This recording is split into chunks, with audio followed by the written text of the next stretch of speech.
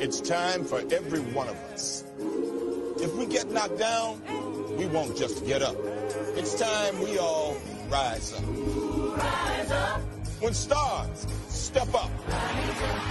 When a dome stands up. When a city lights up. We all rise up together. Touchdown! When we come on the field, we rise up. Rise up. From kickoff to the last play, we rise up. This is our time, Atlanta. We've been knocking on the door. Now it's time to blow it up. Tell me, what do Falcons do? Rise up. What do Falcons do? Falcons rise up. That's what I'm talking about. What's going on, All In family? This is my first show of the 2023-24 NFL season. Decided to get back started in preseason. I haven't had a chance to do a preview, to be honest with you guys. But I will start it off by talking about the first preseason victory for the Falcons. But before I hit that, let me already address this Dallas Cowboy fan who told me he's going to have us going 7-10. Well, I promise you this. If we go 7-10, y'all lose in the first round. Just remember that, Castro. You heard it here first. Leave my boys alone. But, again, the Falcons had a nice Week 1 preseason win. Of course, they only played the third and fourth string guys. And for the ones of you that did not tune into the game, let me pull up the stream from – let me show you a couple of top plays. This is actually from the Falcons website of some of the top plays in the game. This was early in the first quarter. This was an interception by seventh-round pick DeMarco Helms out of Alabama. He got an interception. They actually had a couple of key interceptions in this ball game. They actually, this was one of four stops in the game. Here goes another big play. The defense was actually getting pressure right here. As you see, that was Nate Landman. He is right now the fourth or fifth projected linebacker on the team. He made the roster last year. And that's D. Alford right there, who, by the way, if you have all been watching him on social media, he has been complaining to Madden about giving him a speed boost, and you'll see it later why he's getting the speed boost issues with him. They have him as an 87 speed right now. Dolphins 11. Mostly on the ground. Here goes a carry to Igwebuike. This guy right now is not even in the top 4 projection. He actually had the best day of Week 1 for the Falcons. He had 71 yards rushing a touchdown. So a lot of room, yes. He had a really good day at the office if you watched the game. Godwin Igwebuike gets that the put us up touchdown 7-0. Excuse me, that was 6-0. So fourth down. Here goes another big fourth down stop we got in the game. White steps up. Throws end zone, tipped away. He was looking for Barrios. Out in LA against and Breon Borders, you saw making the breakup. He actually had a pretty good game too. Woodside loads it up, and that's complete at the third. Throw a block, and how about this? As if Mike McDaniel didn't have any more weapons. This guy catches the ball really well. Right here, that's Zach Harrison, the third-round pick out of Ohio State, who I'm looking forward to see a little bit more of this season. They actually have him listed as a linebacker. Special stuff from A-Chain. Falcons get the push there, and that's going to be a loss of a yard. Terrific work. Great to have you here in the booth. Skylar Thompson, by the way. The defense actually played a really good game. The third, fourth string defense really played a really good game. Now for the Dolphins. Zach Thomas with before, and then, of course, our 99 for showing some of the comments as we talk. This defense showed a lot of flashes. We tied up on tackle. I totally agree. That was Mike Jones who got the sack. He's one of the, I think he's a fourth-string linebacker in the depth chart right now. In the same way they coach their players. Big completion there. Woodside on to the fourth quarter. There wasn't a lot of offense in this game, as you can see. The defense really had the best showing of the game. And as you see, look like Ryan Nielsen's going to be throwing some cornerback blitzes in our scheme. So it's going to be something to watch when the season gets here. Thompson, a little bit of time here, deep down the middle, looking for Higgins. That's intercepted.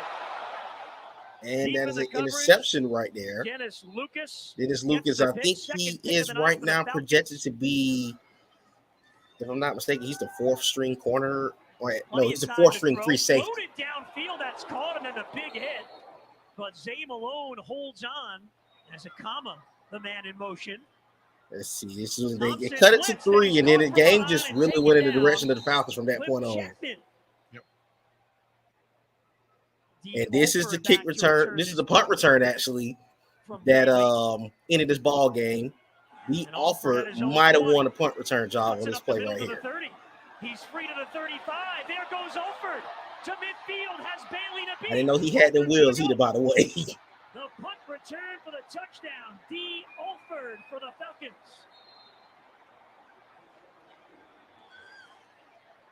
He takes it 79 yards to the house. Look, trying to get him. Great move by D. Olford. This is why he's been fussing about getting a speed boost in Madden, and I don't like 87 speed. Once you get to the punter, it's we'll leave that for Madden at that point. Olford in his second season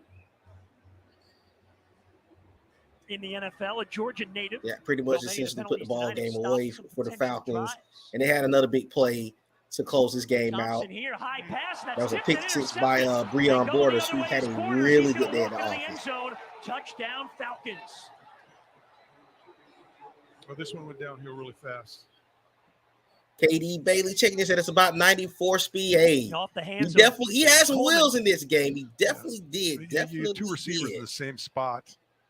You know, and I believe that was probably the last big play of the game. They're probably going to be. They're probably going to win. And that was another sack by the Falcon defense. That was actually Arnold and Buchette. He got a strip sack on that play. Matter of fact, that ended the ball game to make it a 19-3 final score for the Falcons. Who was down by contact. First down, Atlanta. But as we saw, that was a big showing by the Atlanta Falcon backup defense. And I'm intrigued to see if that's going to carry over into the season, because the Atlanta Falcons do have a new defensive coordinator in Ryan Nielsen. We do get a chance to see that the Falcons are going to put a lot of pressure on the quarterback this year. It could be a DB blitz here and there. It could be a couple times they could throw all-out blitz at us. So the Falcons are going to be intriguing this year, and I'm intrigued to see what the actual stars are going to look like when they hit the field this upcoming week. And let me be clear for everybody that's not a Falcons fan. We know this was the first preseason week, and this is basically the third and fourth string guys. But certain guys on the team, prime example, Michael Walker just got cut today. If you watch the game, Michael Walker had a horrible day. He wasn't even good last year. So you kind of knew that Michael Walker was on the bubble. I didn't think the Falcons were going to cut him today, but they did go ahead and cut him. So they brought in a USFL Defense Player of the Year from, I think, last year, Frank Genda, to play the linebacker position. And let me pull up the depth chart at the current moment just to kind of show you guys what we're looking like heading into the week 2 against the Bengals. I'll show the box score soon too. But I want to see, let me hit that question that Tevin actually posted. Let me take the logo down so you guys can get a chance to see the depth chart in full. Give me a second. Let me take this logo down. But let me show that question that was brought to me from YouTube by Tevin Ratcliffe. He said, what are you looking for in Desmond Ridder in week 2? To be honest, I just want to see that Desmond Ridder can actually show some chemistry with the team. I would like for him to play at least the first half, because with it being 3 preseason games, you need him. I do not want the Falcons to do what they did last year. If you can remember last year, Marcus Mariota barely played in preseason, and for weeks he was very inconsistent out the gate. So I don't want that situation to happen again for Desmond Ridder, because let's be honest, the biggest question going into this season is Desmond Ridder. He only played 4 games last year. He didn't have Kyle Pitts. The team was pretty much banged up and out the playoff picture at that point. So I don't want it to be a situation where the Falcons are trying to figure him out week number 1 against the Carolina Panthers, because game on from that point. And then this is a year where the division is pretty much up for grabs for the Atlanta Falcons. So with the talent on the roster, you don't want to put yourself in a predicament where you don't have enough talent. You have the talent. You don't want to put yourself in a predicament where you underachieve with a solid roster that they have. So that's a great question. Let's go to the depth chart. As you guys can see, of course, Desmond Ridder is number 1 in the depth chart. Taylor Heineke is his backup. I will say this: if Desmond have a struggle here and there early on in the year, Taylor Heineke is gonna potentially they got to come up in there and get some QB1 reps. I don't want that to happen. I would love to see Ritter ball out for us, but again, that's a possibility. And Logan Woodside actually had an okay game against the third and fourth string guys. So it could be a scenario where the Falcons run three quarterbacks. I just got a little bit ahead of myself. Moving on to the running backs, you got Bijan Robinson, who's going to be number 1 in the depth chart, with Tyler Algier at 2, Cordero Patterson at 3. Currently, Carlos Washington Jr. is 4th on the depth chart, but in my opinion, for the game that Eagle Bouquet had last week, he had 71 yards and a touchdown. To me, I feel that running back 4 should not be safe. But again, we're going to see what Arthur Smith is going to do with this group. Of course, the wide receiver tandem of Drake London and Matt Collins. Scotty Miller is going to be the slot guy looking like. Scotty Miller is going to probably get really involved in this offense. He's definitely can take the top off. But when you look at the rest of the guys at receiver, it's not a lot of depth on that back end. That's the one concern I have with the Falcons. I know Matt Collins is a solid to me, he's a wide receiver 3. I still feel like the Falcons are missing an element at wide receiver coming into the season. This is, of course, Drake. Drake is going to be Drake London. I think he's going to have a really good year with Desmond Ritter. Scotty Miller should have some key plays throughout this season. I got to see what Matt Hollins can bring to the table. I didn't see much of him in Las Vegas with the Raiders. But, of course, the group behind him, Frank Darby, he's right now backing up Matt Hollins. I'm not a big fan of Frank Darby. Of course, everyone here every offseason that Frank Darby's having such a good camp and such a good preseason. I don't see it. I've never seen it for Frank Darby. Anyways, Penny Hart, the local Georgia State guy, we're going to get a chance to see him a little more over the next 2 weeks. I'm not sure if he flat out makes the roster himself. Cordero Hodge was 4th string last year. He possibly could make the roster this year. Josh Ali had a couple of okay plays here and there. He dropped a touchdown in this game last week also. Hope that don't go back and bite him. JJ Arcega-Whiteside is the other number 3 wide receiver. I feel that he's more of a tight end, but of course, with the position of Kyle Pitts and Jonnu Smith, I don't think they would be so fast to move him to tight end. But he's interchangeable. We'll see what they do with that. Keelan Harris, I'm not really sure if he'll have like a legitimate shot. And guys like Xavier Malone and Matthew Sexton, they both had potential out there. They might be trying out for the practice squad or the other team. I just don't see neither of those guys making the roster unless they just absolutely destroy the last 2 weeks. And Slade Bolden, the Alabama legend, I don't see him making the team either. There's a couple of guys I just think is here to audition. But those are some of the guys who I'm looking at in that spot. Tight end Kyle Pitts, of course, Jonnu Smith, those guys will be back. Miko Pruitt had a couple of good plays last season for the Falcons. I still don't understand why in the world Parker Hesse is on the Atlanta Falcon roster. But I'm going to be nice right now and just see if they're going to let him go into the season. But I'd have been moving on from Parker Hesse. I wouldn't have brought him back. Of course, Keith Smith is the fullback. We got our offensive line of Jake Matthews at left guard.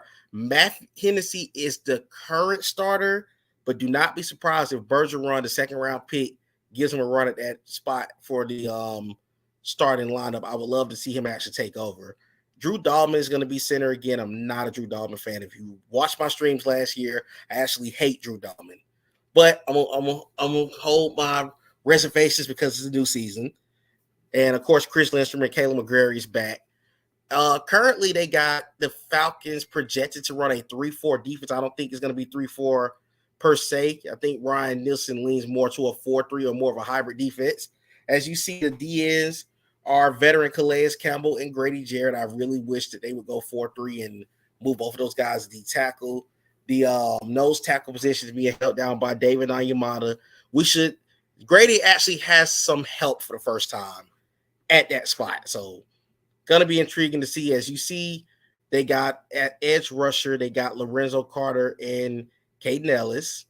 They also got a Bud Dupree lining up as a line. So they got it's set up where those guys are going to be rushing the passer from a linebacker position. Not really a fan of that. To me, put those guys on the ground, let them go neck and neck with the offensive lineman. As you see, Troy Anderson looks like he's gonna take that starting spot, which I felt like they should have let him get those reps last year. You got Nate Lamb backing him up. Lorenzo Carter has Ogundeji backing him up. I think I'm a little brutal. I'm gonna be honest with you guys that are watching the stream. I want Ogundeji gone. I didn't like him last year, so he makes the roster fine, but I'm just not a fan of his. This is his third year. He needs to show me something just like Michael Walker, or he can be gone too. Arnold Ebiketie is backing up Bud Dupree. I still feel like Ebiketie might end up starting at that spot, with Bud Dupree being more of a rotational guy. So that's going to be something to watch out for if the Falcons is going to change that this season. So let's see. Behind them guys, as you see, they brought in Frank Ginda. They got Kimoku Toure. I don't think he makes the roster either. Mike Jones Jr. had a couple of good plays in the game. Now, the guy, I don't think he's going to get cut. Let me go ahead and say this, because I don't want to jump the gun and scream that he's going to get cut.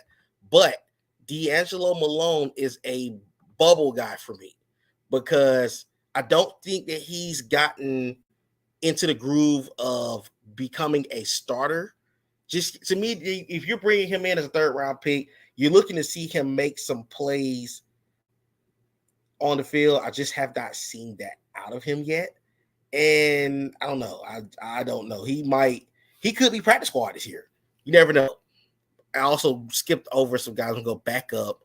Zach Harrison is backing up Calais Campbell. This could be the biggest blessing for him. I mean, you got a one-time elite all-pro D tackle coaching you up. You can learn a lot from him and Grady Jarrett. You also got Taquan Graham backing up Grady, so they still got them listed as DN.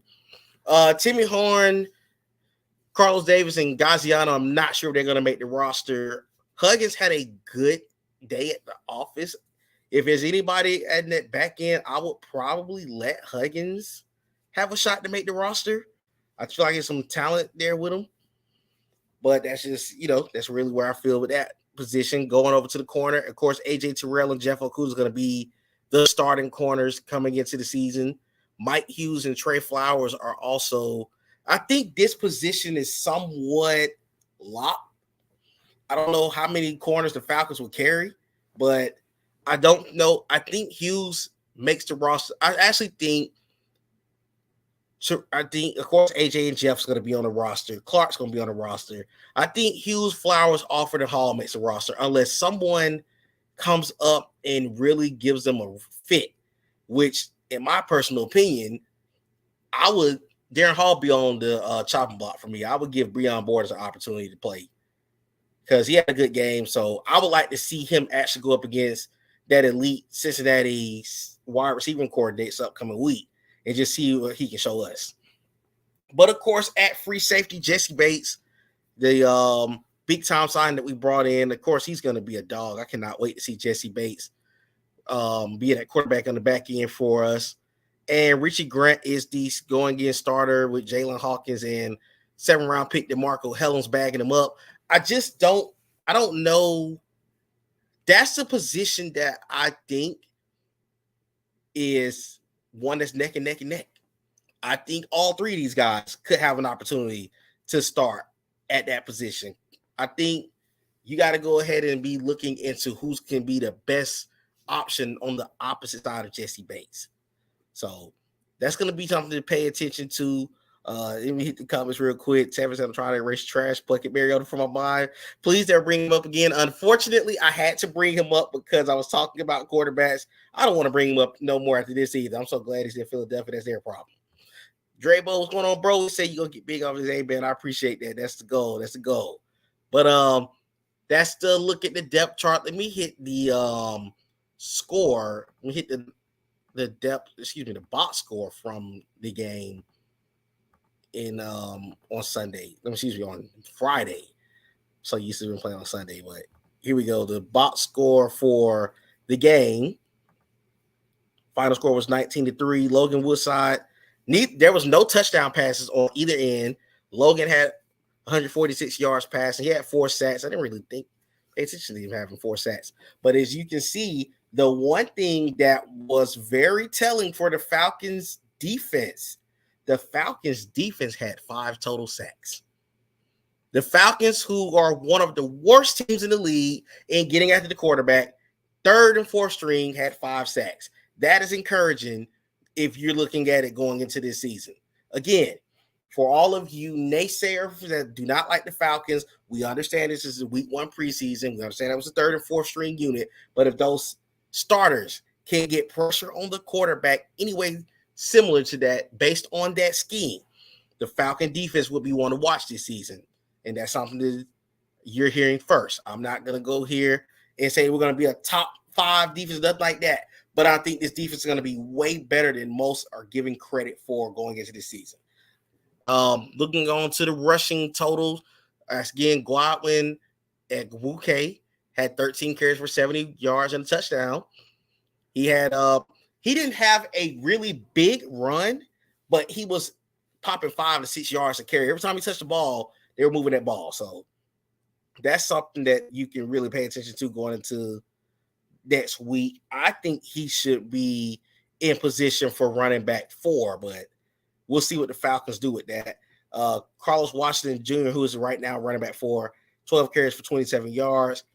The Myles Gaskin and Ezukama both was cutting up on us for a minute there. We missed a couple of tackles. Thankfully, the Falcons didn't have a issue of having to go and give up a touchdown, but they had 2 big runs. Both of them did collectively. Devin Achaney, who's from Texas A&M, who I really wanted in the draft, 10 carries for 25 yards. They actually did a really good job against him. Chris Brooks had 5 for 24, and Skylar Thompson had 2 for 10. Not a lot of big yardage again for the game from both sides, but the Falcons made some key stops. Receiving total, it's Xavier Malone, who is he's kind of a practice. He's a bubble guy, but he had 2 catches for 50 yards. JJ Arcega-Whiteside had 120-yard catch. Carlos Washington 3 for 19. Tucker Fisk 3 for 15. He's not gonna make the roster. Josh Ali 1 catch for 14 yards. Again, like I said, he had a ugly drop in the game, so that's gonna be a problem that might cost him a spot on the team. Now, for the Dolphins, Cheney led the team in receiving with 4 for 41. Elijah Higgins had 2 for 36. Myles Gaskin had a pretty decent day at the office. I don't know how Miami's depth chart's looking. I do know that Mostert and Jeff Wilson are there 1 and 2, so he could probably still be number 3. Izukama had a decent day. I mean, it's not a lot you can really do when you're on a team with Tyreek Hill, Jalen Waddle, in that group. So hopefully he still hangs around the roster, but he had an okay showing for himself against the Falcons. He actually did more running the ball than he did passing, than he did receiving. And you see a couple other players who got reps. As you see, the fumbles, Skylar Thompson lost the fumble. That was the Arnold Ebiketie strip sack that essentially iced the game. For the Falcons on defense, let's go to the stat line.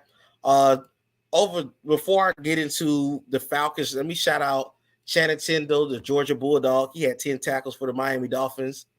Not sure what his where he's looking at in the depth chart, but hey, anytime a Bulldog thrive, I want to show him love. But back to the Falcons. DeMarco Hellams, a 7th-round pick. He had a really good day. 7 total tackles. If you got a chance to watch him, he made a couple of key tackles. He had 5 tackles by himself. So he's a hard hitter. He hit so hard he actually dinged himself up early in the 4th quarter, but he ended up shaking it off and being fine. Tay Davis, I also think that Tay Davis having 6 tackles is another reason why they cut Michael Walker. Tay Davis actually had a really good day against the Miami group on Friday night. Breon Borders, who I was talking about earlier, Breon Borders actually had a good day. He had a pick 6. He had 5 tackles. He had 2 solo tackles and a tackle for a loss. Breon Borders if he doesn't make the Falcon roster, I personally think that he should be a guy being considered for somebody's team as a 4th, 5th string guy. But he should be on the NFL roster this year. I think the Falcons may have a little too much over here for him to make our roster, but I do hope that he gets a chance to make it on someone's roster. D'Angelo Malone had 4 tackles, so did Clifford Chapman. He had the DB blitz sack. He was the 3rd string safety for us going into week 1. Albert Huggins had 4 tackles at the D tackle position. Michael Walker, who was a former Falcon, now had 4 tackles. Arnold Ebiketie had a strip sack, 3 tackles. Natron Brooks had 3 tackles. Lucas Dennis got 3 tackles. He also had an interception in the game. I don't know if he's going to be in the practice. He's right down the 4th string on the opposite side where Jeff Okudah is, so he might end up getting a shot at the practice squad. Several guys, of course, Timmy Horn, Mike Hughes, Mike Abernathy, just your normal guys. Mike Jones had a combined sack in the game as well for the Falcon defense, so he's another guy who had a pretty okay day at the office. Zach Harrison had a tackle for a loss, as you see, for just looking at some of the rookies. On to the interceptions, Breon Borders. DeMarco Hellams had the first interception of the game to stop the Miami momentum that was on that first drive. DeMarco Hellams, as I said, just then. Breon Borders had the game-closing pick 6, and Lucas Dennis had an interception on a very bad throw by Mike White. But, of course, it doesn't matter. Hey, it's big for us. Hopefully, this translates into the other guys. Igruke got an opportunity to return kicks. I think D. Alford might have won that job, though. I think that punt return should give D. Alford an opportunity to win the job. If you are the Falcons special teams, I think that you should give them a chance to win the job. Let me also point this out. Jason Sanders had a field goal attempt. Young Ho Koo missed 2 extra points. Yes, it's the week 1 preseason, but you better tighten it up because we are not going through we're not going through field goal issues this season with you, buddy. You will be replaced. I like Young and I like Koo, but we're not going through that this season. Last thing we're going to deal with is a special teams issue. So these are some of the numbers for the game. Again, like I said, a pretty good day at the office for the Falcon defense, and got to be confident going into the last 2 games of the preseason. They got 2 preseason games in Atlanta. They got one Friday night against the Cincinnati Bengals at 7:30. I won't be there for that one, but of course I'll be tuned in.